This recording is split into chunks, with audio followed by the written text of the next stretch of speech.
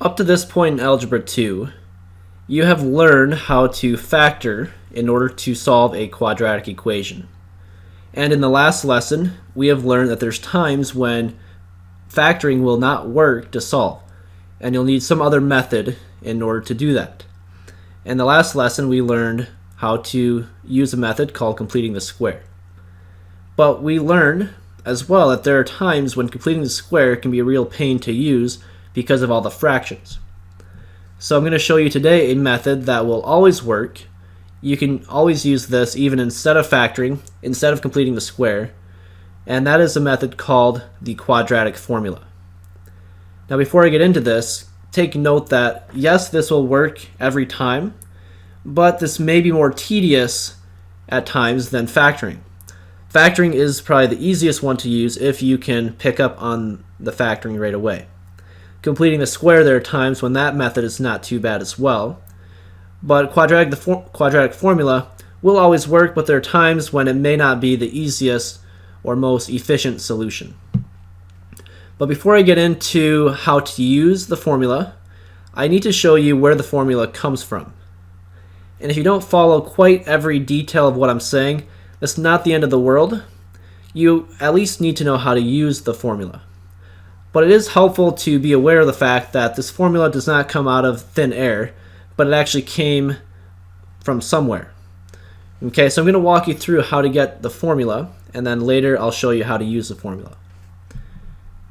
So the formula comes from completing the square, where if we have a general equation such as ax squared plus bx plus c equals 0, what I can do is I can complete the square on this general form of the quadratic equation to come up with the formula. So a, b, and c are just any number, okay? And so what I want to do to complete the square is I need to get rid of this coefficient with the x squared term and then subtract c over the constant to the right side. So to get rid of this coefficient, remember, I just simply divided everything by that coefficient. So I divide everything by a. So I do that, and now I have 1x squared equals b over a times x plus c over a, and then 0 divided by a would just be 0. And then I need to get this constant term, the c over a, over to the right side. And I do that by subtracting that over. When I subtract it over from both sides, this will cancel. I now have x squared plus b over ax plus something equals negative c over a. Now remember, I need to add something here and here to force the left side to be a perfect square. Well, what do we add there? Well, all I do is I take this number, b over a, whatever that's going to be, I take half of that and then square it. So half of b over a would be the same thing as multiplying by 1 over 2, which would just be b over 2a. And then I have to square that to get b squared over 4a squared. So that's what I have. I'm going to have a b squared over 4a squared. And you don't have to actually multiply it out and square it because we're going to factor back down anyway. But you can if you want. And on the left side, this can factor. Okay, we can factor this, and we factor by putting in parentheses x plus, and then it's going to be this quantity that's being squared. That's how we factor. So we have x plus b over 2a squared equals, and then negative c over a plus, and if I square b, I get b squared. I square the 2a to get 4a squared. Okay, so now I'd like to combine this right side into one fraction. So to do that, I need a common denominator, which would be 4a squared. So the common denominator is 4a squared, and so to get from a to 4a squared, what I had to do was multiply by a 4 and an a, which I must also do to the numerator. Multiply that c by a 4 times a. And now I can combine like terms by adding the numerators. So I have negative 4ac plus b squared for the numerator. Okay, so now picking up where I left off, I'm going to take the square root of both sides to get rid of the squared. So when I do that, take the square root of this side, the square and the square root will cancel. And now on the right side, I have the square root of all of this. Okay? Well then, to get x by itself, I need to subtract this b over 2a to the right side. I can subtract that over, so I get negative b over 2a plus, and actually this should be a plus or minus, and then the square root of all of this can break apart into two radicals, the square root of negative 4ac plus b squared over the square root of 4a squared. Well, the square root of 4a squared would be simply 2a. The square root of 4 is 2, the square root of a squared is a, so I have all of that over 2a. And once again, this should be a minus sign as well. So then I can combine these fractions into one. So I get negative b plus or minus, and then I just switch the b squared and the minus 4ac inside of the radical, so the b squared term comes first. So I have b squared and then minus 4ac, and then that's all going to be over 2a. And we've done it. We've solved for x. So this here is what we call the quadratic formula. So that is where it came from, and now we need to know how to use it.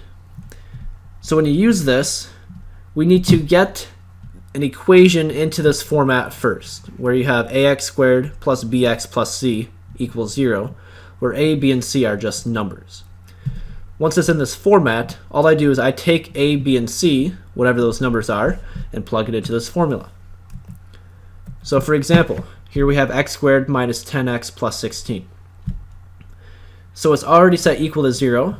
I have the x squared term first, the x to the first power term second, and the number third by itself. And a, b, and c would be the numbers with each of these terms. So a would be the 1, b would be negative 10, c would be 16. And all I do is I plug those numbers into this formula, where in place of the b, I put in negative 10. So I have negative or minus a negative 10 becomes a positive 10, plus or minus the square root of b squared, so I have negative 10 squared, minus 4 times a was 1, so plug a 1 in. In place of c, I put a 16, so 1 times 16.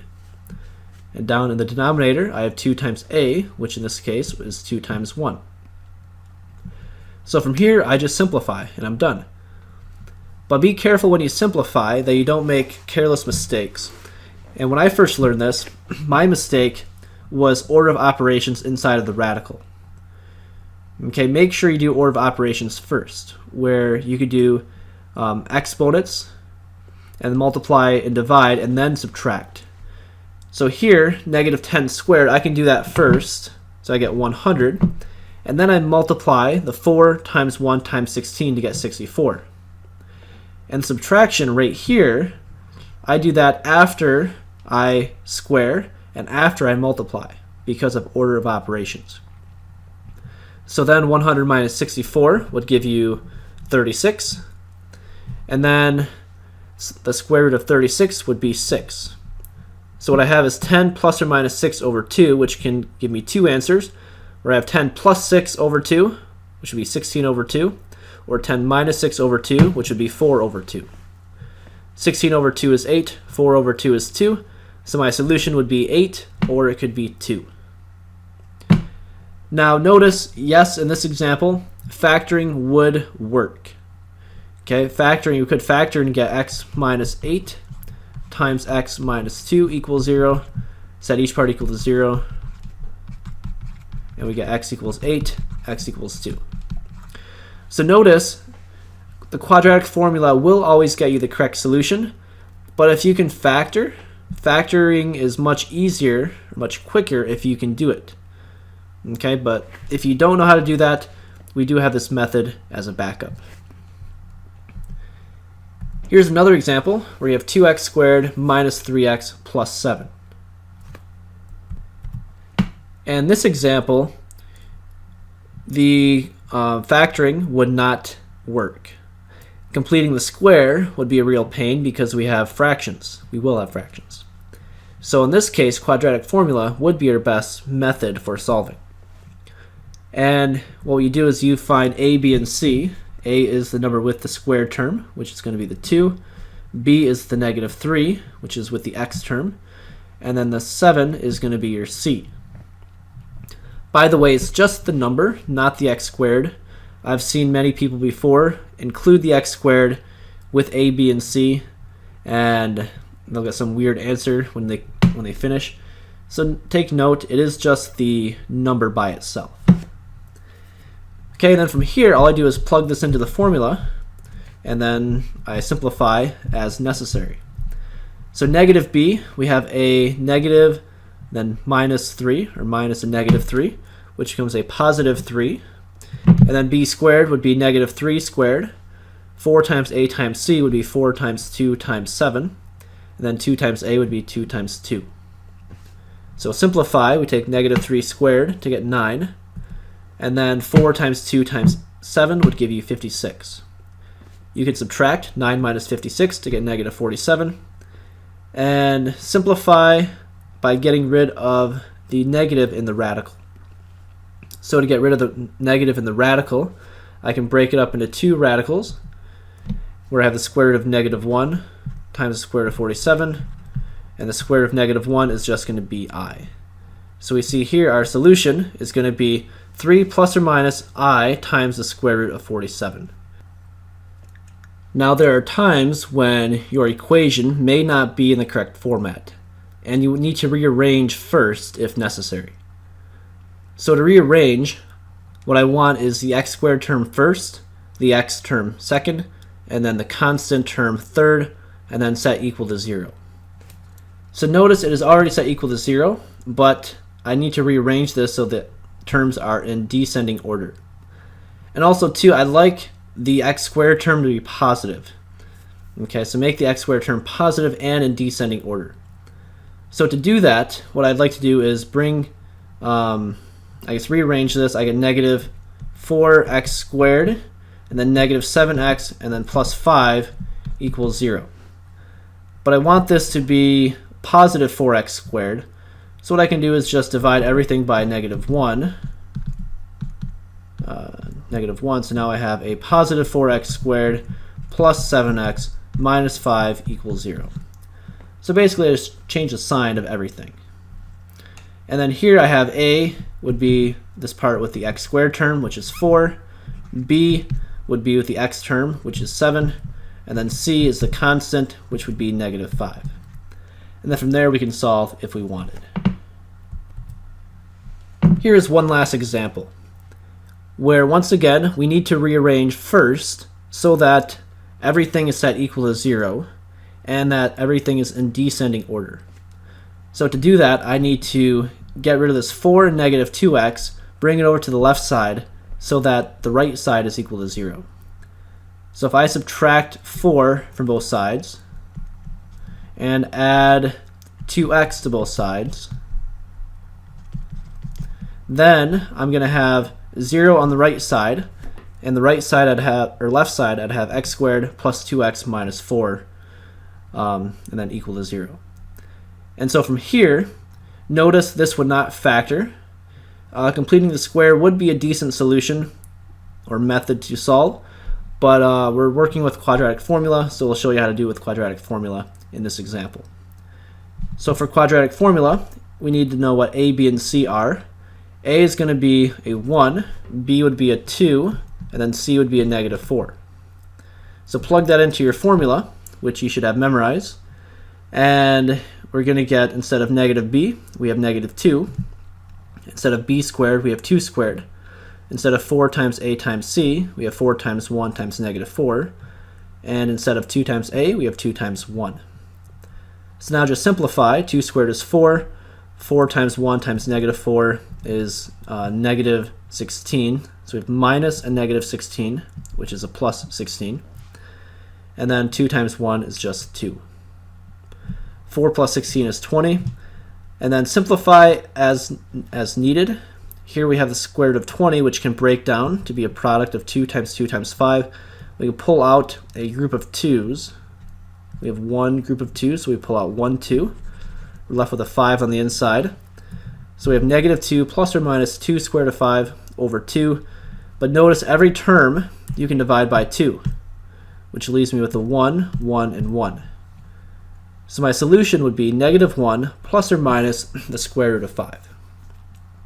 And I'll just take note, if you are going to simplify, make sure you divide every term by that number and not just, a 2 and a 2. Make sure you do it for all 3 2's in this case. So now we have learned 3 different ways to solve a quadratic equation. We have learned how to solve by factoring. We've learned how to solve by using the completing the square method. And then we've just learned how to solve by using the quadratic formula. Now the question is, when do we know which one to use?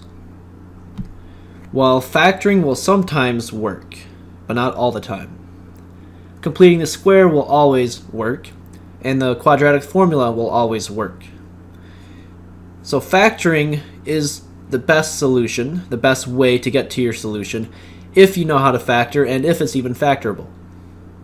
Completing the square will work best when factoring will not work, and when the quadratic formula might be a little too tedious. So completing the square you'd want to use primarily when you cannot factor and when there's not really going to be any fractions. Otherwise, you should use a quadratic formula. Now here I'm going to give you an example, and I'll have you decide which method would be the best method to use to solve quadratic equations.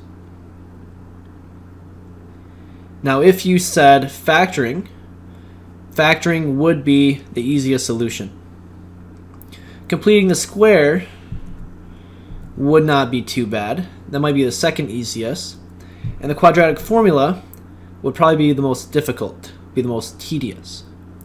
But I will show you each process, each method, so that you can be the judge and you can determine which one you think is easiest. So for factoring, you want to determine how to get back out y squared plus 2y minus 24.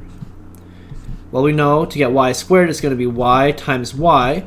To get 24, we can do this by taking 6 times 4, making the 6 positive and the 4 negative to get negative 24. And when I do that, I can add them together to get out that positive 2y in the middle. So I factor to get y plus 6 times y minus 4 equaling 0. And then I can set each part equal to 0, where y plus 6 is 0, or y minus 4 is 0. So then therefore, y would be negative 6, or y would equal 4. Notice that was very quick. So if you can factor, that would be the easiest. Completing the square wouldn't be too bad, and I'll show you how to do it with completing the square. So we want to get the constant term by itself on the right side. So we're going to add 24 to both sides. So now we have y squared plus 2y equals 24. Leave yourself a little blank, and what's going to go here is found by taking half of this number and then squaring it. So half of 2 is 1. You square 1 to get 1. So both sides we have plus 1. And then now the left side becomes a perfect square. We get y plus 1 squared equals 24 plus 1, which would be 25. We need to get rid of the square by taking the square root. So when you take the square root of both sides, the square and the square root will cancel. I'm left with y plus 1 equals plus or minus square root of 25 will just be 5. Solve for y by subtracting 1 from both sides. We have y equals negative 1 plus or minus 5. So negative 1 plus 5 or negative 1 minus 5 would give you a 4 or negative 6. So notice we get the same solution that we got by factoring, but it took a lot more steps. And then quadratic formula, you have to use a formula which is seen right here. And then you need to plug in a, b, and c. A is going to be 1, b would be 2, and then c would be negative 24. So plugging that in, instead of negative b, we now have negative 2. B squared would become 2 squared, and then 4ac would become 4 times 1 times negative 24, all over 2 times a, which would be 2 times 1. Make sure you perform order of operations. So 2 squared gives you 4, and then multiply negative 4 times 1 to get negative 4. Negative 4 times negative 24 would give you a positive 96. 4 plus 96 would give you 100. The square root of 100 is 10. So we have negative 2 plus 10 over 2, or negative 2 minus 10 over 2, which would then give you a 8 over 2, which would be 4, or negative 12 over 2, which would be negative 6. So my solution would be 4, or negative 6, once again. So notice any of those three methods work, but quadratic formula and completing the square both are pretty tedious in this case. So factoring would be the best method to solve the quadratic equation. Now the question is, how about in this case? Which would be the easiest method to solve? So take a moment and think for yourself, which method would you use to solve this quadratic equation? Once you've thought about it, then if you notice right off the bat, this would factor. This is actually a perfect square trinomial. So factoring would work very nicely if you notice it as a perfect square. Okay, if not, then you would be reverting to either the completing the square or quadratic formula. Completing the square, remember, you'd have to divide to get this y squared term by itself. So when you divide, you're going to get y squared and a 3y and 9 over 4. Here we have a fraction, 9 over 4, and then 3y, you then have to take half of 3 and then square it. So you have to take half of 3 to get 3 halves, square 3 halves to get 9 fourths. You'd still get fractions here as well. So completing the square would be kind of a pain because of the fractions. So the quadratic formula would probably be a little tedious, but would more than likely be the one that most people would choose, because many people might not see it as one that can factor, and completing the square would be a pain because of the fractions. But any of these would work, but in this case you'd probably be doing the quadratic formula unless you saw this as factoring. And that concludes our lesson for today. We will see you next time.